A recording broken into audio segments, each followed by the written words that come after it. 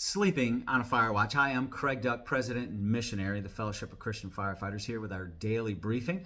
Today we're going to look at fire watches. In the fire service, you might remember fire watches. Maybe your department uses them. They're used for two purposes. One, to prevent a fire. In Washington, D.C., we had set up some fire watches in buildings that had failed in inspection. And so we had to have firefighters there 24/7 until they could get the place corrected. A good friend of mine in Syracuse, New York, they had a dorm situation where they moved in students already, and it had failed, and so they had to have a pretty extensive fire watch until they could get the building up to code. And so fire watches are a good thing there. But we also know that fire watches can occur after a large fire. We've had several of those. A good friend of mine gave me a call from the Charlotte Fire Department. We were talking about fire watches and people that fell asleep. And so after a large fire, you might have a company there. In Charlotte, they're assigned 2 hours. I think it was the same in Washington, D.C. And again, on big fires. So if it rekindles, you just put it out in a small stage there before it gets big. But as the story goes, in Charlotte, the 2 o'clock people got there and relieved the folks, and they fell asleep. And when the 4 o'clock watch company came, they saw a fire through the roof and had to call for more companies.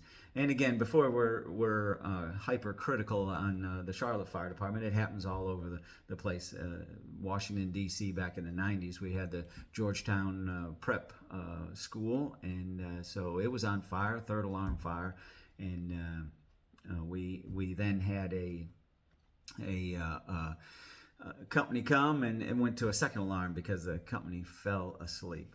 But what does that have to do with our faith? What does the Bible have to say about watch? You know, listen to Mark 13:33. Be on guard, keep awake, for you do not know when the time will come. Here Jesus is talking about the end times. He's letting his disciples know. The question had come up, when are these things going to take place? When is the Son of Man going to come back? We're always interested in what's going to take place in the future. And so he talked to them a little bit. Let me go ahead and read that for us today. And that's in Mark, and it's starting verse 32. But concerning that day or that hour, no one knows, not even the angels in heaven, nor the Son, but only the Father. Be on guard, keep awake, for you do not know when the time will come. It is like a man going on a journey when he leaves home and puts his servants in charge, each with his work, and commands the doorkeeper to stay awake.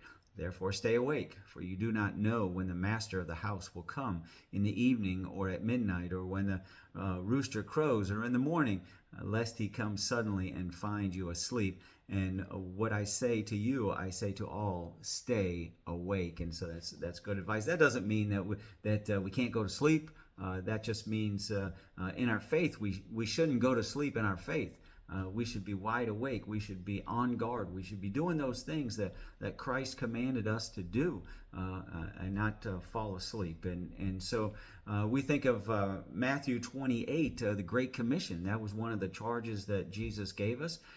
Go therefore and make disciples of all nations, baptizing them in the name of the Father and the Son and the Holy Spirit, commanding them to observe everything that whatsoever I have taught you, and lo, I'm with you to the end of the age. And that was Matthew 28, 18 to 20. And so it's important for us.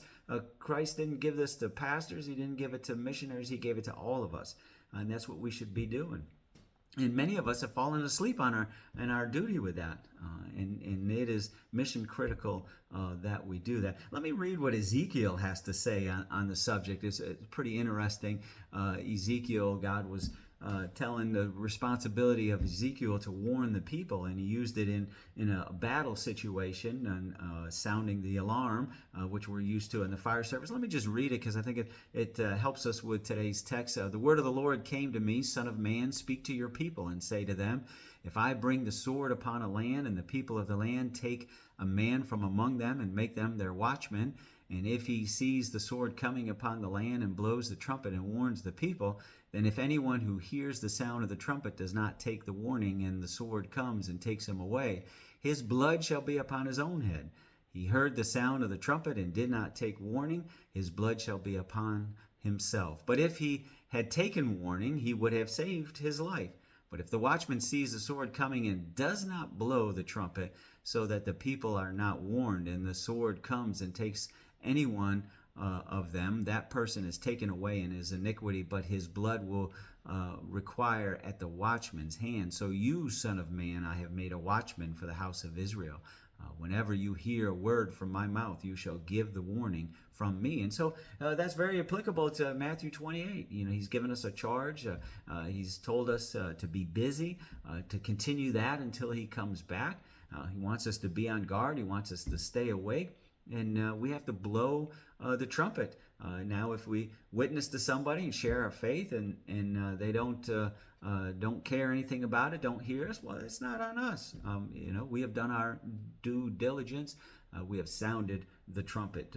But how many people have fallen asleep in the fire service? How many Christian firefighters are not doing this? They've fallen asleep, and so they're not blowing the trumpet to the people, warning them, hey, Christ is coming back. It could be any day. It could be today, and it could be tomorrow. And so I think that's good for us to think of that analogy from that poor captain that fell asleep with his company, and he actually was demoted because of that. We won't be demoted in the faith, but certainly Christ won't be pleased with our actions. And so stay awake. That is the encouragement for today. Our prayer: Lord, forgive me for not fulfilling your will for my life and sharing your life-changing message. Encouragement. That's the art of pulling somebody out of the pit of despair. So thanks for watching. Go ahead and hit the thumbs up button to like this, and share this with all your folks. And let's go ahead and start a revival within the fire service, bringing hope to those that are struggling. So may God continue to bless you as you daily walk with him.